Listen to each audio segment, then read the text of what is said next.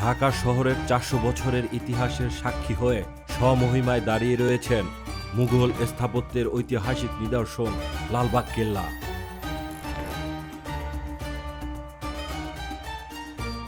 অসমাপ্ত এই মুঘল দুর্গটি পুরনো ঢাকার লালবাগে অবস্থিত। প্রতিদিন দেশি বিদেশি দর্শনার্থীদের পদচারণায় মুখরিত হয়ে ওঠে প্রাচীন ইতিহাস ও সভ্যতার এই নিদর্শনটি। আজকে আমরা জানব লালবাগ কেল্লার ইতিহাস ও ঐতিহ্য। সবুজ ঘাস আর ফুলে ফুলে সাজানো লালবাগের কেল্লা যে কাউকে বিমোহিত করে। এটি মুঘল আমলের বাংলাদেশের একমাত্র ঐতিহাসিক নিদর্শন। এর স্থাপত্যে এখানে ব্যবহার করা হয়েছে কষ্টি পাথর, মার্বেল পাথর আর রং বেরঙের টাইল। ইতিহাস থেকে জানা যায় সম্রাট আওরঙ্গজেবের পুত্র সম্রাট আজম শাহ ১৬৭৮ সালে এই দুর্গের উদ্যোগ ও নির্মাণ কাজ শুরু করেন।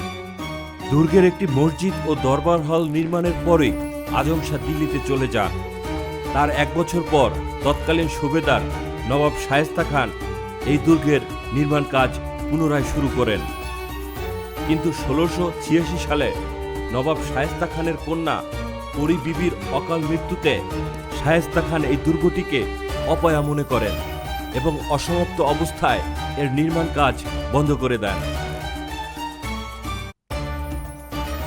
পরী বিবিকে মসজিদ ও দরবার হলের মাঝখানে সমাহিত করা হয়। লালবাগের কেল্লা বলতে যে ছবিটি সবার কাছে পরিচিত, এটি মূলত পরী বিবির সেই সমাধি। মুঘল আমল সমাপ্ত হওয়ার পরে এই দুর্গটি পরিত্যক্ত অবস্থায় রয়ে যায়।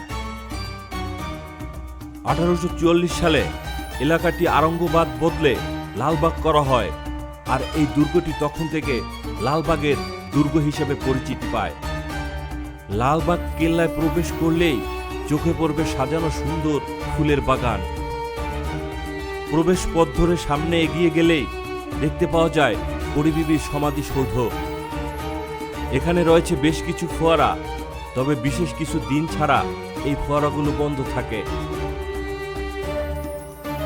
পরী বিবির সমাধি স্থানের স্থাপত্যটি চতুষ্কোণ, মার্বেল পাথর, কষ্টি পাথর ও বিভিন্ন রঙের ফুলপাতার টালির সাহায্যে অভ্যন্তরীণ ৯টি কক্ষ সাজানো হয়েছে। মাঝখানে একটি ঘরে পরী বিবির সমাধিস্থল। কক্ষগুলির ছাদ কষ্টি পাথর দিয়ে তৈরি। ৪ কোণে ৪টি অষ্টকোণ মিনার ও মাঝখানে একটি অষ্টকোণ গম্বুজ রয়েছে।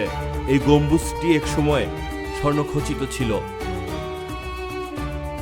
পরবর্তীতে তামার পাত দিয়ে পুরো গম্বুজটিকে মুড়িয়ে দেওয়া হয়েছে।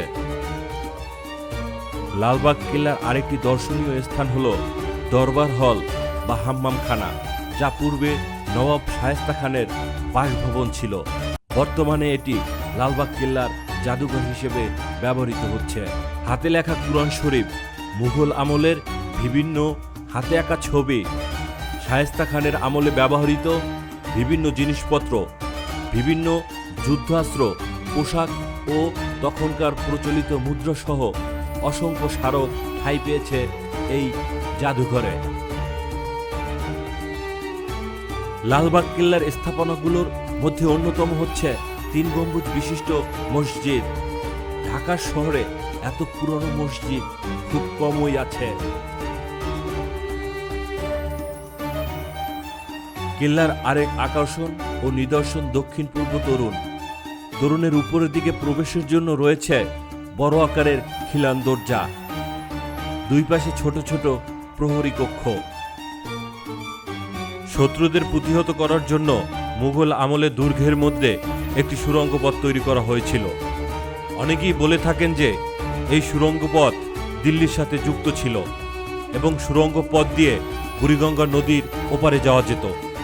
অবশ্য সুড়ঙ্গ পথে যেতে পারার ঘটনা নিতান্তই শোনা কথা, আজও এর কোনো সত্যতা পাওয়া যায়নি।